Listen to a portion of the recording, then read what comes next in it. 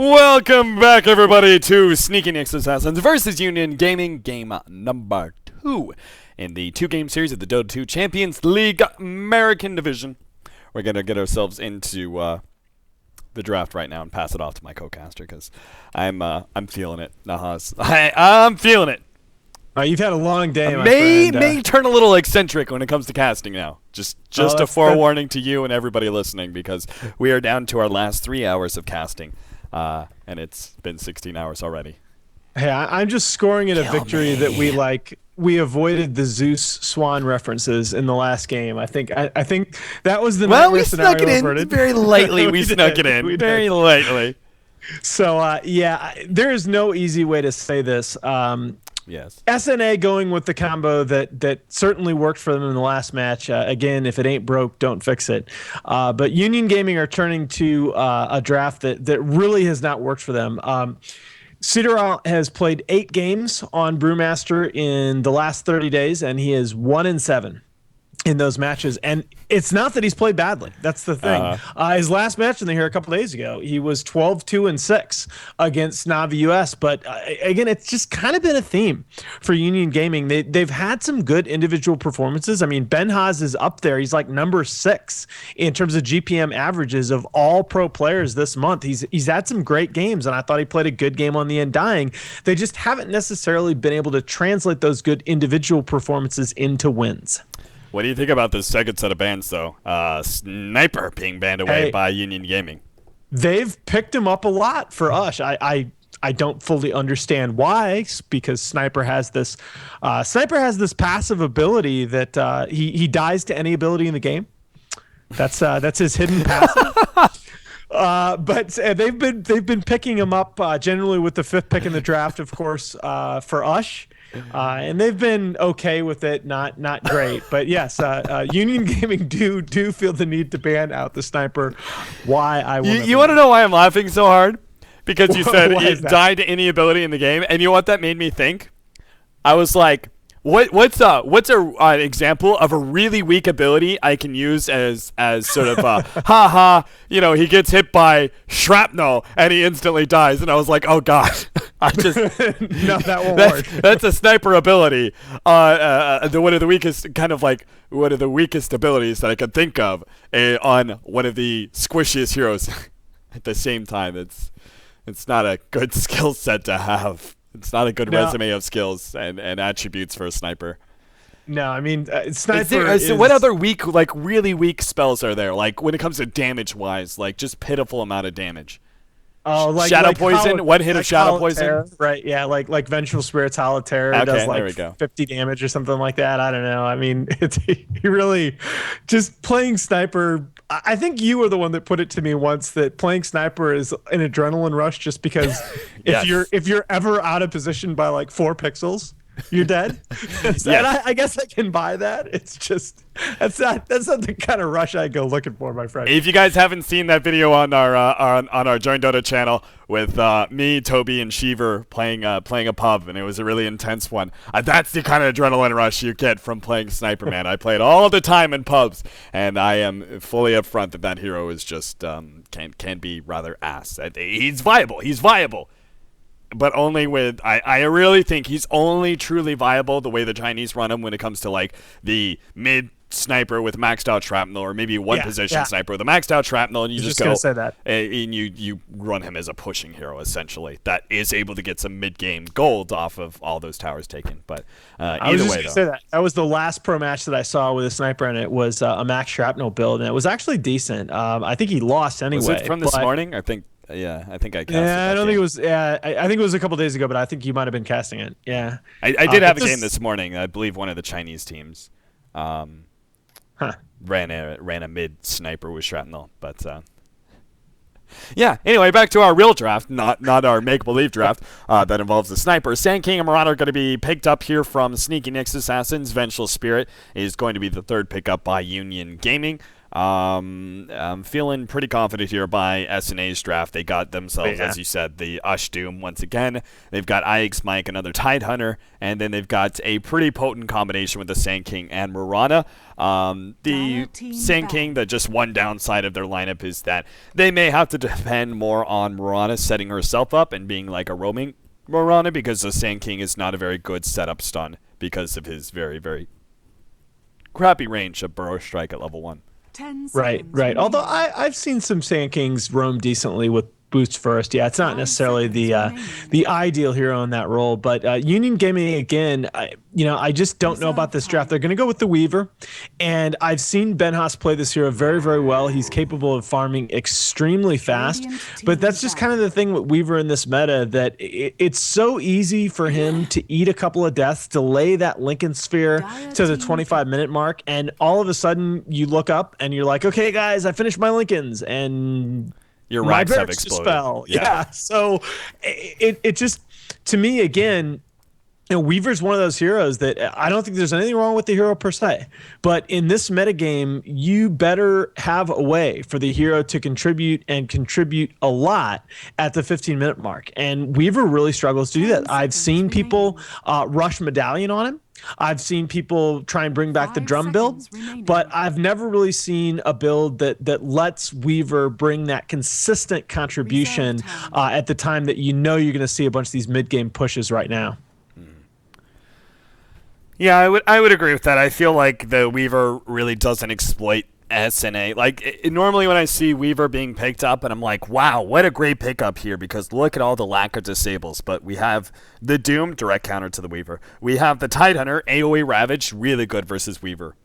You don't necessarily need single target abilities. If you can get AoE stuns, it's actually almost preferable against a Weaver, especially ones like Ravage, which you get that guaranteed hit in. The Sand King Burrow Strike, sort of an instant AoE stun to some effect, really perfect. And then the Mirana to follow up all those other abilities when it comes to single target stun. So that's all good. So I don't really feel like the Weaver exploits any obvious weaknesses in the SNA draft, and so I don't really like it either. The Furion's going to be banned away by SNA. We have the Queen of Pain taken out by Union Gaming, and the 5th pick for SNA is going to be the Dragonite, and not a big surprise. Yeah, he is TC again, just like we were saying with the Razor last night. Now Razor happens to be the in-vogue hero right now, though it was Dragon Knight not so long ago. But TC's been playing both those heroes, both the Razor and Dragon Knight, just going way back. Plays them a lot in NEL still, and just extremely reliable on both those heroes. He's not the kind of player that we were talking about with G earlier, where you can just expect him to just roll over faces in a lot of these games, but he's always going to get his farm. He's always going to get his CS. He's just a very difficult player to keep down in lane, and that's part of why I really like his addition to this team, that he brings some consistency with a roster that I believe still has a lot of upside. 10 seconds. Yeah, I don't remember what player it was that I had casting with me.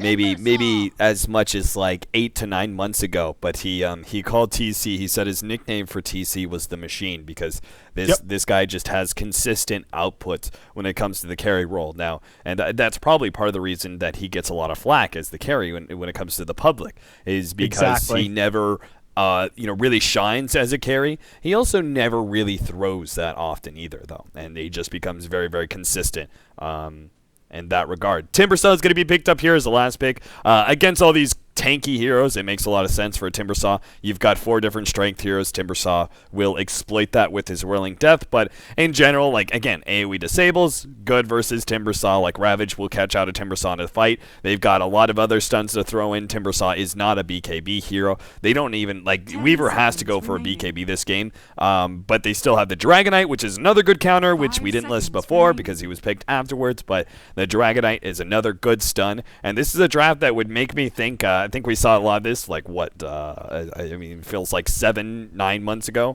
where we would see, like, the triple tank lineups with these heavy amount of pushes. SNA are bringing that back here in this draft.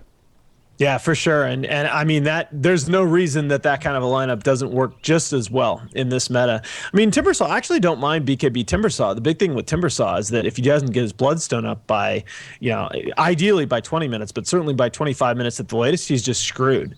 And that's the single biggest problem with Timbersaw is what we've been talking about with some of these other heroes in previous matches is just his stability. There's no doubt Timbersaw can be one of the more explosive heroes, can have a huge impact on one of these games. But if the laning phase goes bad for him, he tends to have a very, very difficult time coming back. And you contrast that, right, with the Bat Riders, with the Sand Kings, with the Tidehunters, these heroes that have the built-in comeback mechanisms that they can have a poor laning phase and still really contribute to a match. All right, looks like Union Gaming are ready to go. We'll see what items are going to be picked up here in the first set, see if there's going to be any interesting rotation. Items being bought. It looks like Union Gaming are going to go for immediate 5-man smoke gank into the enemy jungle, or as they're drawing it out, they're drawing out a mid-rotation while going top. Okay. So I'm not sure what this line is about, but that is definitely not the route they're taking. They're going up through the top lane, and that's a better drawing of it. Thank you. There you go. Thank you to Jericho, who draws an accurate drawing on the map of where they're going to be heading. They don't really have the greatest catch-out. Magic Missile is their only range stun, and that is not impressive range. So they really got to hope that they round on a hero in this corner or something like that. As the smoke reveals, Fluff and Stuff does quickly level up Leap. Nice. Nicely played, and will be able to get out. Poor Mike is apparently left just standing there, but he should one of be those all right moments. with Mike, the stun. Mike, Yeah, Mike. Oh God. So interesting question for you, man.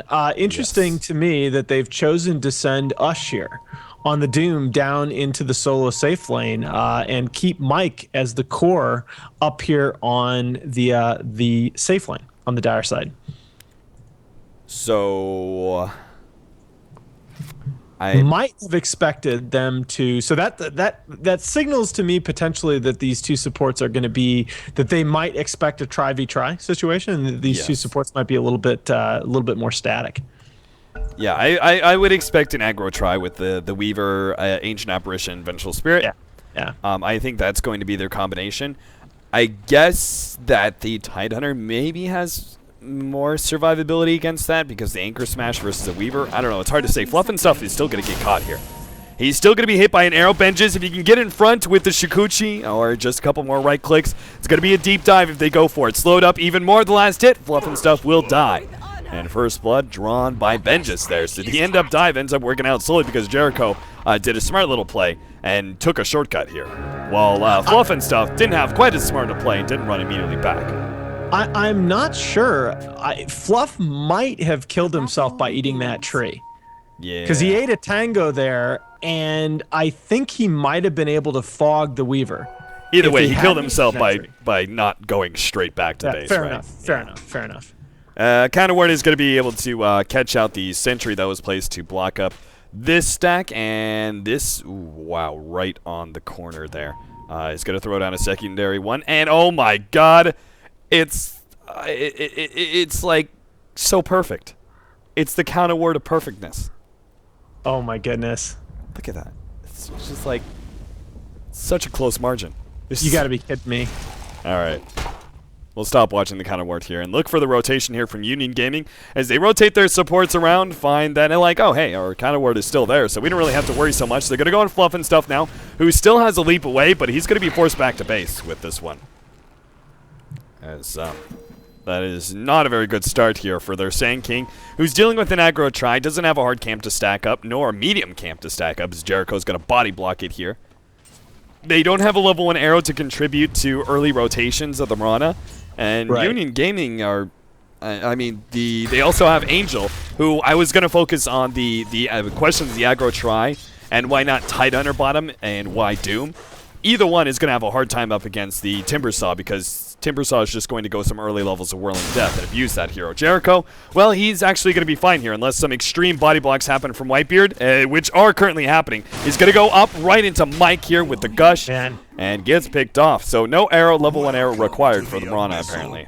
By the way, this Whitebeard, man, he's a player. I really like this guy. He does a lot of really small things in matches that add up very quickly. But yeah, I mean, before we got into all that action at level 1, that was the point that I was going to make, was my concern wasn't necessarily the Tri-v-Tri matchup as much as it was the fact that I think this Doom is really going to struggle down here. I think either one of those two heroes was going to have a bad time 1v1 against the Timbersaw, and of the two, I worry a lot more about the Doom getting completely shut out early.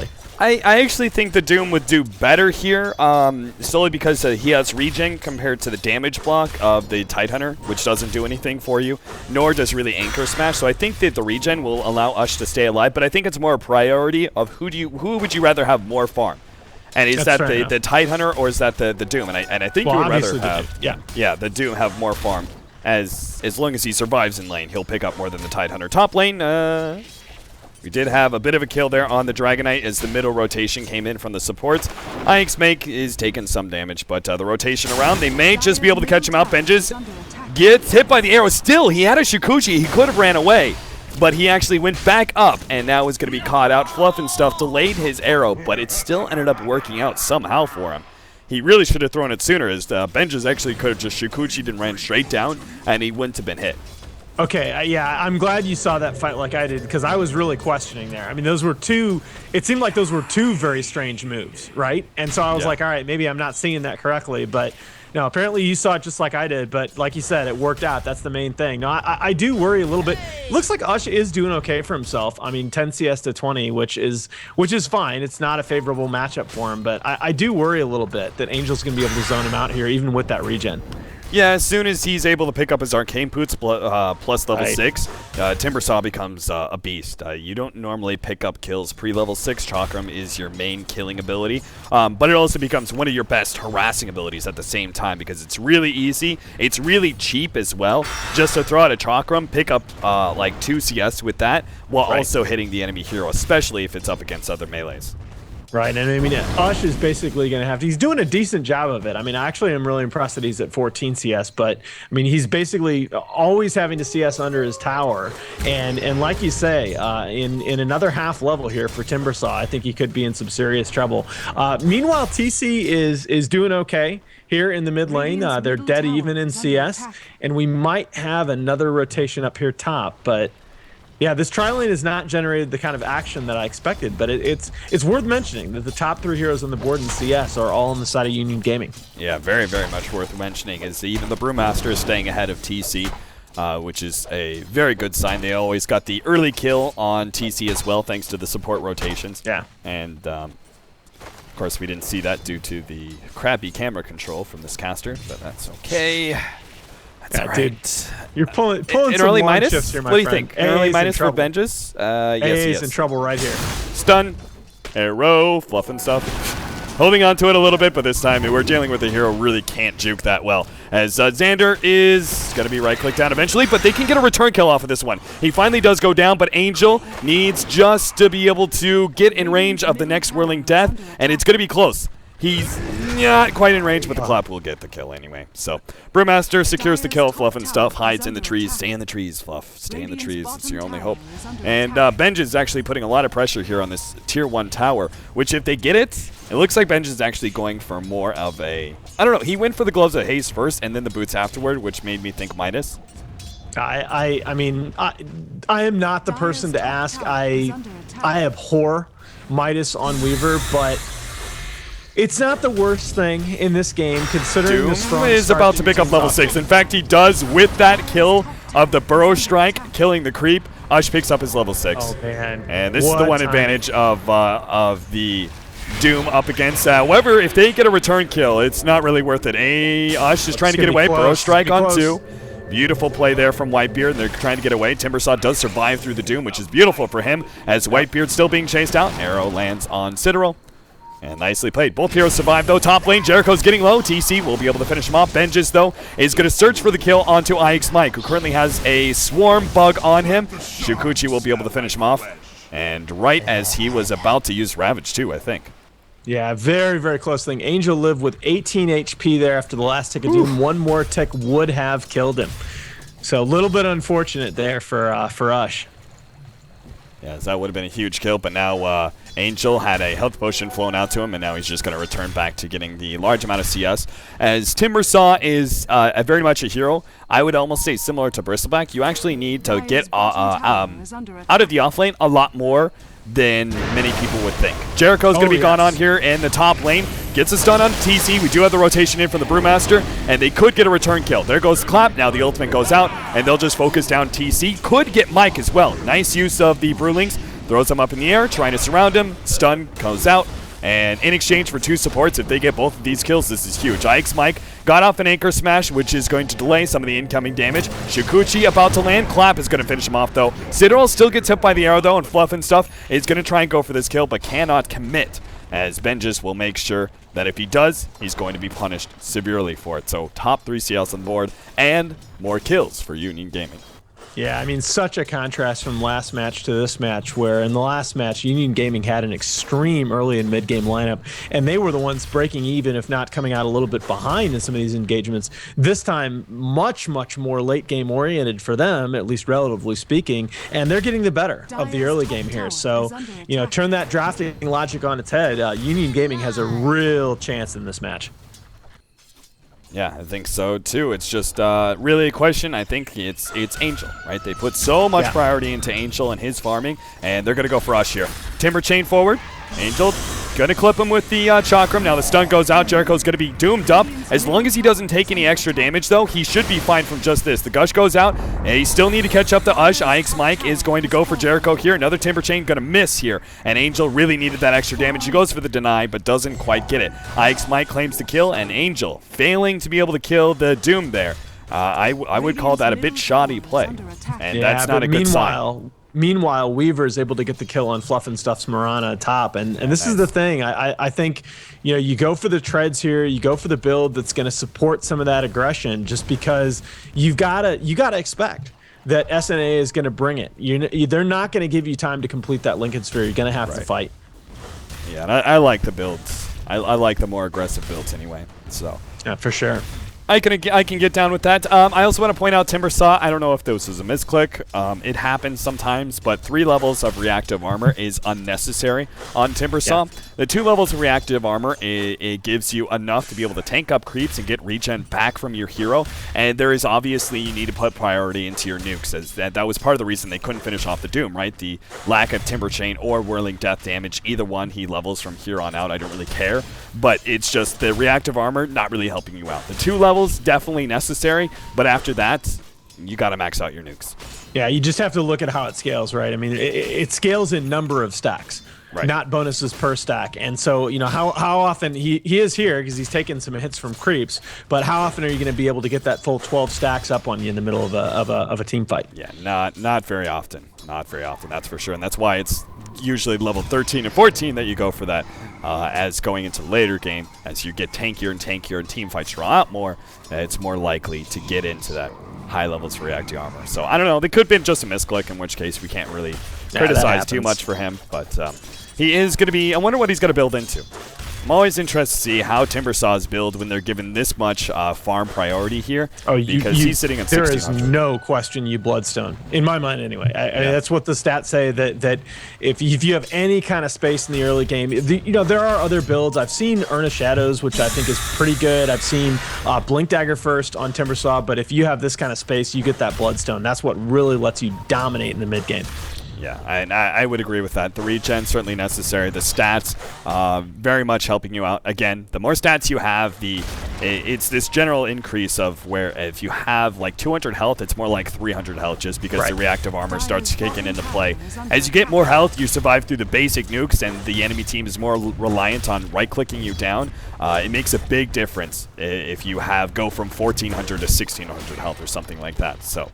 And it's a decent farming item for him too. Yeah, yeah. Right? Remember that he get with all that mono regen. I mean, that's my big criticism when people like rush Bloodstone on Death Prophet, for example. That she doesn't really need that level of mono regen. Timbersaw, though, you know, heroes like Storm, Timbersaw, even Leshrac, they can use that extra mono regen for sure.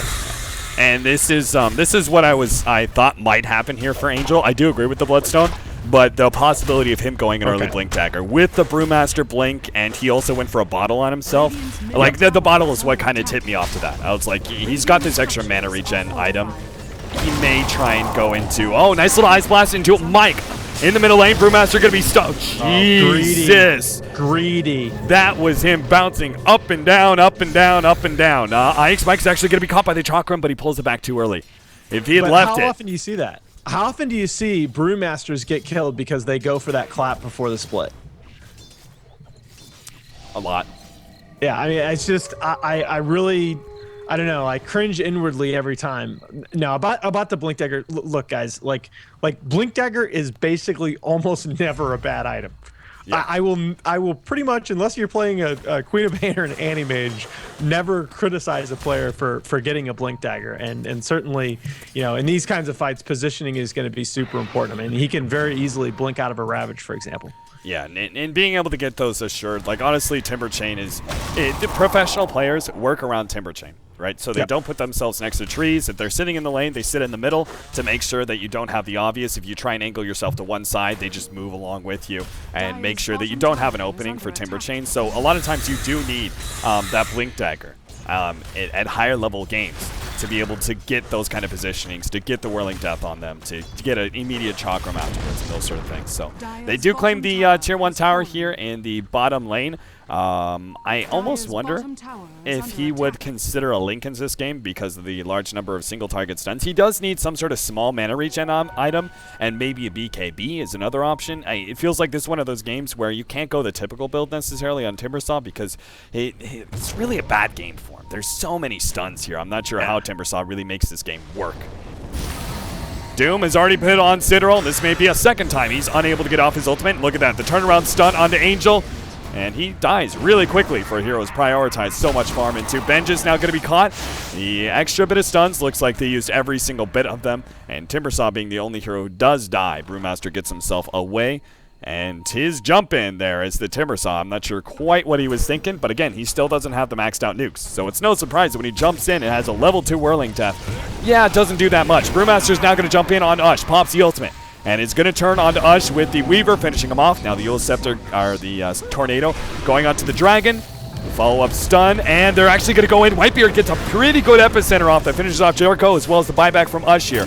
Looking to be able to finish off. Nice. Centaur stun right into Citadel's face. He's going to be taking down another Ice Blast over the top. Not quite enough. And the Ravage will be able to catch out Angel. Gets stunned down. And the... oh, boy. It's just a disaster for them. Ush is now going to chase down Xander. Not going to be able to catch him out, but still, the rest of Nyx's assassins are in a really good time just to be able to push down middle or maybe catch up Benjes, but never mind.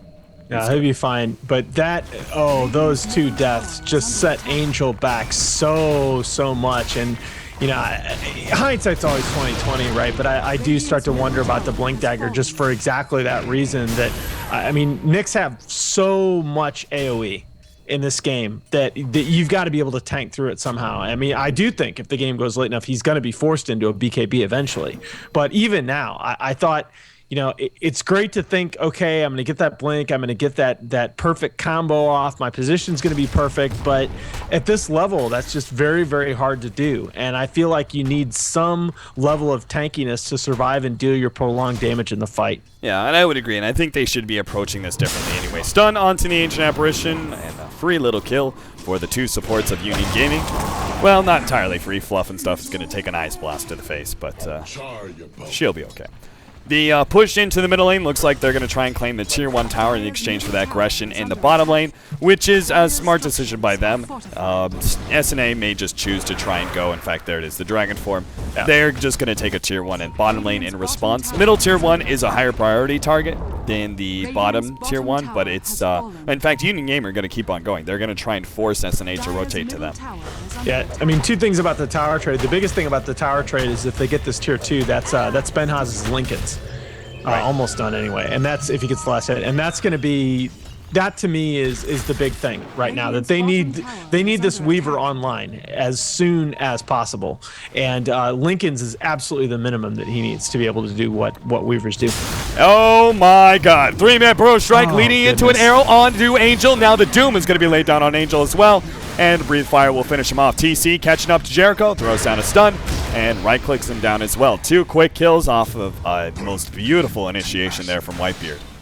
And this is exactly the thing about Timbersaw. Very nice pickup, by the way, of the medallion by Fluff. Absolutely love that item on any dire side support, literally any support. But this is the thing about Timbersaw that we were talking about the whole time. He's such a high risk hero. You've seen, even with the farming priority that he was given early on in this game, if he doesn't have those tanky items built up by this point, he just dies. Yeah.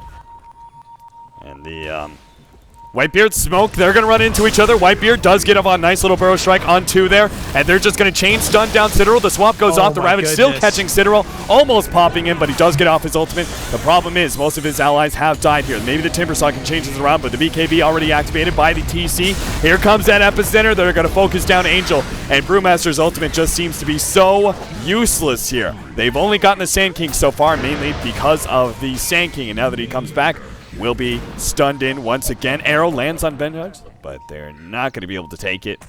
And that's going to be it. Sneaky Nyx Assassins will back themselves up. And boy, Whitebeard is having one hell of a game, by the way. He has hit multi-man burrow strikes. He's hit very nice epicenters.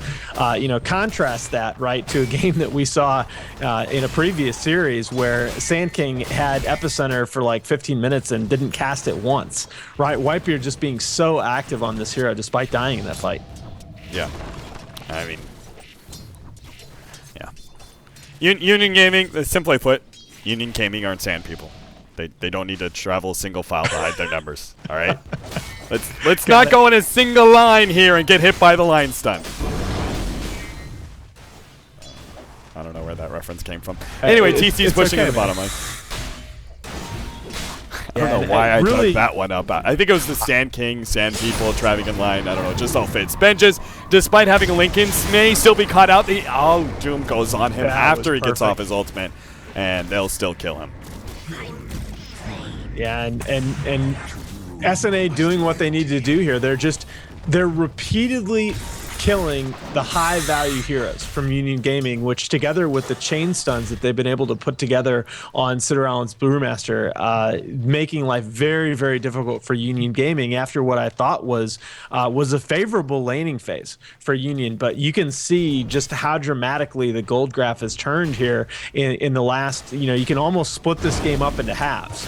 Right, where about 8.5 minutes in, looked like Union really had what they needed to make some noise, and all of a sudden, SNA just have taken a couple of fights and turned this game completely around. 10 to 18, 19 minutes in, a 4,000 gold lead right now for Sneaky Nyx Assassin, 6,000 experience lead. Blink Dagger picked up by the Dragon Knight. I actually really like this pickup. Agree completely. I think this is exactly the purchase that TC needs. You've seen the effectiveness of the chain stuns that they've been able to apply, and this just ensures that he's going to be able to be in good position for that. Jericho stunned up by a free arrow from Fluff and Stuff, and with Whitebeard there, they'll be able to finish off. But yeah, Blinks and BKBs all around. Doom's going to go the opposite route, go the Blink into the BKB. As he already has the recipe and the Ogre Club, it looks like, so he's almost there. Yeah, too much of that, by the way. I mean, we've already seen a couple of those free kills on supports in this game, and yeah, okay. I mean, individually, they're not the highest impact kills, but that stuff adds up over time, and you can't just run into arrows like that. Yeah, for sure. We're getting to the point. The obvious statements of all time.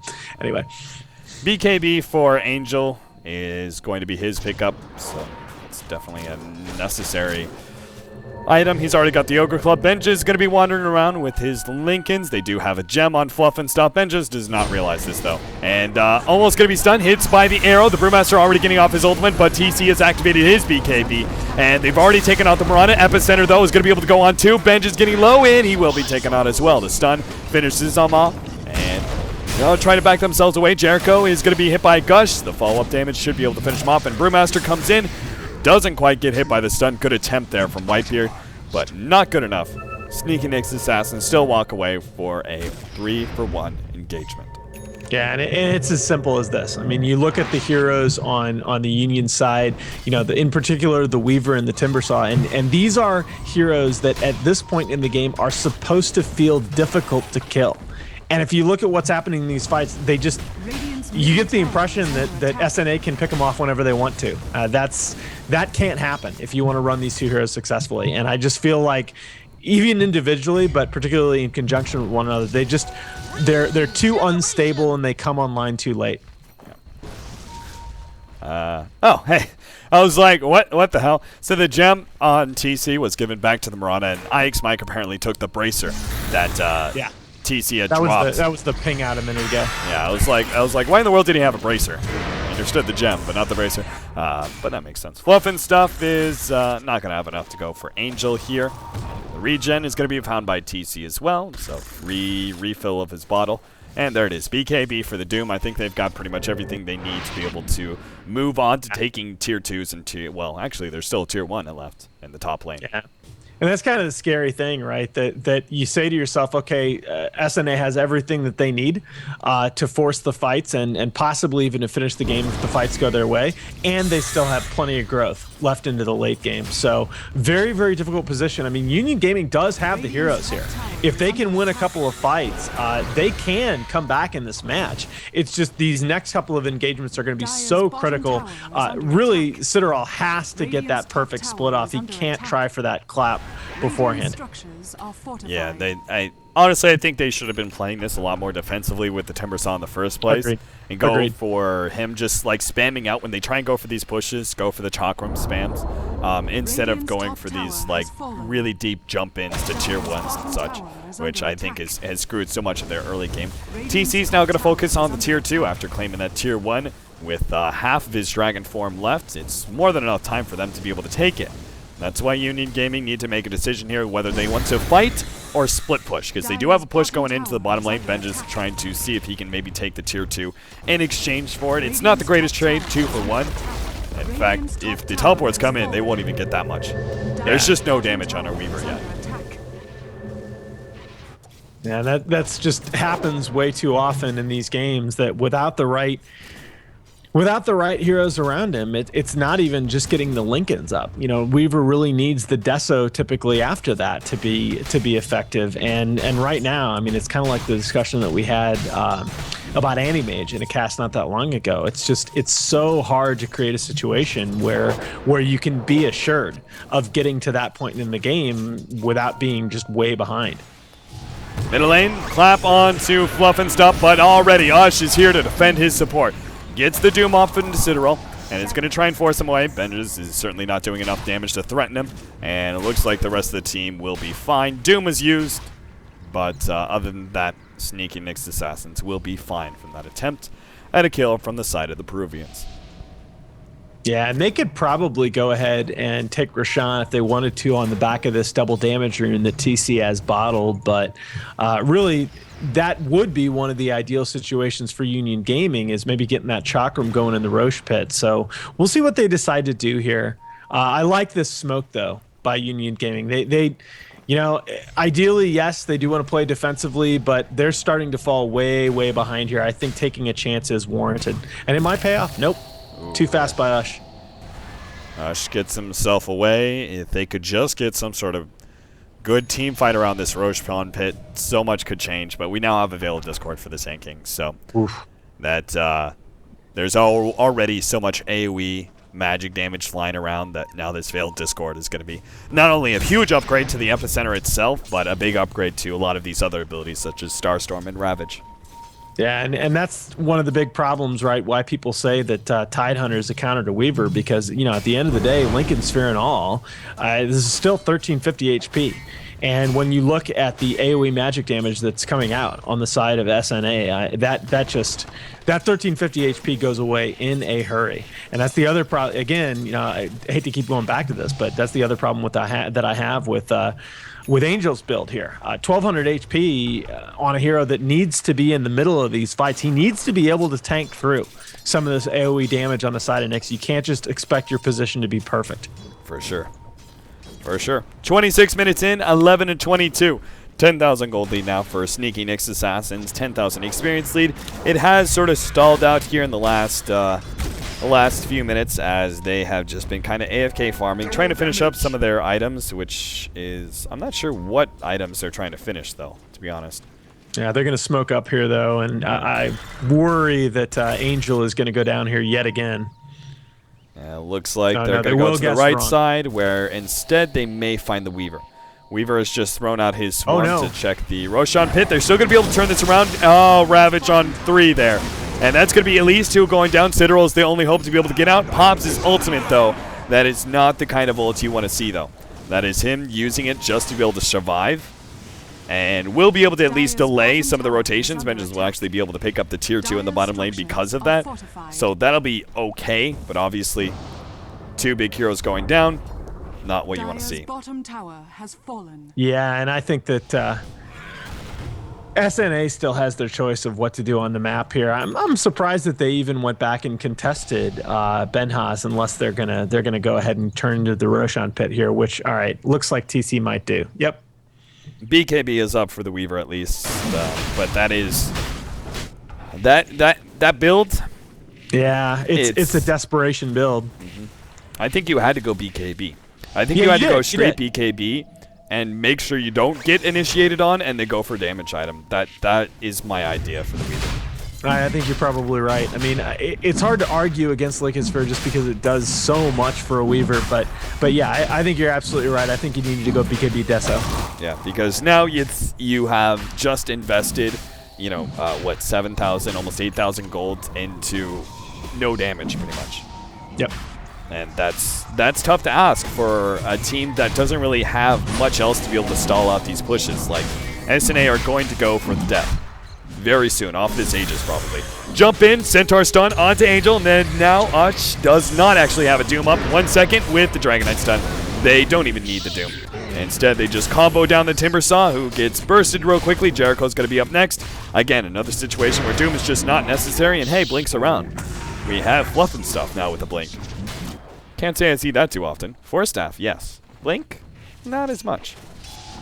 Yeah, no, Blink Dagger on the Mirana.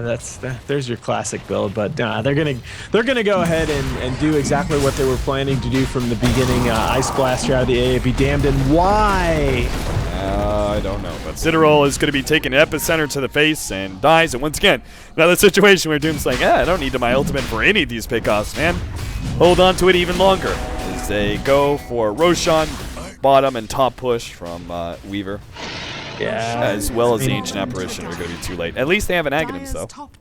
Yeah, and in college basketball games, they refer to it as garbage time when one side may realize that they're down a little bit too much to realistically come back and might lose a little bit of focus. And I think that might have been what you saw there with Angel going in basically alone, managing to bait in Jericho to his own death, and then the kind of inexplicable death there by the Brewmaster. You have to, I mean, you can say, okay, well, he might not have known that they have wards. You know at this point. With this kind of map advantage and with what Sneaky Nyx Assassins like to do, yeah, I mean, they counter-warded it immediately, but you have to expect them to have vision of your jungle. You can't just hang around in the steps up there as a Brewmaster. Yeah, agreed. Top lane, we do have Ush is kind of being gone on right now, but they don't have enough damage again. Vengeance just doesn't have it, and has to also be careful of the Doom just because of that ultimate. Jericho with the haste rune, got to zip around just to be able to get some vision up. They do know Whitebeard is on his way, and that's why they'll back themselves up. But garbage time, huh? Yeah, that's what they call it. I mean, it's you know, it's all right. I mean, it can be fun. People will make you'll see some crazy shots, but regeneration. Yeah. I like it. I'm going to use that term more often. It's going to be my subtle way to flame people. I mean, we're getting into garbage time now. It's hard to flame anybody, but yeah, I mean, mistakes have been made. Mistakes have been made. Time for the garbage to shine. Citadel's going to come in and farm up some neutrals. He's got nothing else coming up after his Aghanims, most recent pickup. It is a pretty significant upgrade between the Aghanims and the Ancient Apparition. It's just hard to see how any of that is going to be able to cut through these very tanky heroes, all of which have, well, 2 of which have BKB. Titan are obviously not going to be going for BKB. He rather is going to be focusing on his Refresher. No, I mean, but that's kind of the thing that, I mean, yes, big items are coming out from Union Gaming, but bigger items are coming out for SNA. You've got the Assault Cuirass and the Shiva's Guard complete up on TC's Dragonite and Ush's Doom, and that just adds all that much more tankiness to these two heroes that have enough HP to survive through this combo of Union Gaming. Yeah, and remember that you were talking about how the Weaver, the aggressive build, etc. Whoa, whoa, whoa, whoa, whoa! Whitebeard missing out on a burrow strike. Doesn't seem to matter as the mass blink. Does everybody have a blink? Everybody has a blink. Oh, why not, man? Ice Blast going in. Ush is already low. Pops his BKB. He's going to fight up against the Weaver.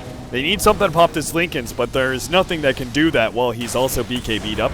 So he won't be doomed just yet, but they're still holding on to it. Again, they throw him up in the air. Citadel, though, is going to be just kited around by that constant slow of the Dragonite. And now they keep on moving. Burrow Strike onto Angel. Follow up Arrow, and they'll just quickly surround Angel real quickly. And go ahead and now focus on the tier 3s with 2 of the most important cores down. The Weaver still not ready to fight because we don't have a damage dealing item up for him. As you said, just sit back, farming, and all of a sudden you look up and your racks are dead.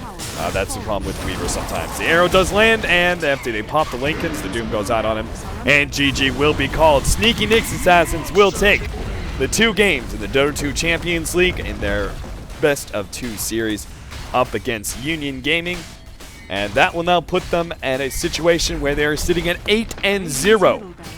They have gone through this D2CL halfway through completely flawlessly so far, and are looking to be continuing that streak in the future. They do have a few more matchups left, but for the most part, they've taken down all of the best teams. They beat Navi US 2-0. They beat Not Today 2-0 as well. I think they've gotten through, actually, the 3 best teams. Navi, NA, Union Gaming, and now Not Today. Not really good for them. I mean, they started this month looking so strong and then hit that rough patch that we talked about in one of their previous matches, but they've really responded well in the last couple of games in this event and look to be one of the contenders in this region. Well played. Whitebeard has found himself one of those hiding spots. I didn't know there was one here. There's one right here. You can place like wards right there, and they won't actually be detected by the fountain. Not entirely sure why, it just doesn't. We are going to see a nice test of Zindril's micro skills, but no, the Ancient will go down. Nice series by Sneaky Nyx Assassins. Really methodical, got what they wanted out of the draft. You know, this is a team that they're not surprising anybody right now, minus the sniper picks, which we won't talk about. But they are executing very, very nicely, and that's what wins games. So one more series on tap for you guys tonight. Yep, that means we are now going to be getting into another USA versus Peru matchup, which is going to be Navi US versus Not Today. So stick around, guys. That's going to be happening in 7 minutes time. So no breaks, no breaks.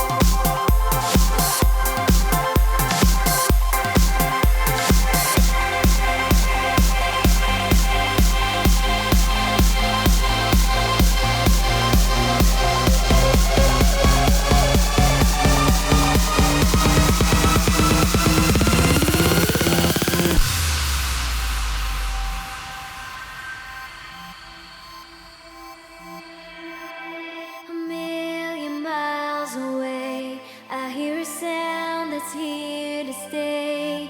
My life will never be the same. Feeling alive.